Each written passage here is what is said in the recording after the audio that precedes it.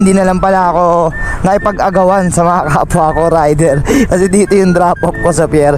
Although wala namang problema rito, pero ang ano kasi dito, ang pinaka worst kasi rito yung dadaanan mo papunta rito kasi masyadong traffic, lalo na kapag sa Divisoria kayo dumaan or sa Recto kaya nakakatawa yung yung mga ganitong experience na nagmamadali tayo mag-swipe para una tayong makakuha ng papuntang Manila, pero worst feeling ever pala kasi dito yung drop off tapos di mo na siya pwedeng i-cancel, mahihiya ka na sinay-pag-agawan ka na so ayun lang.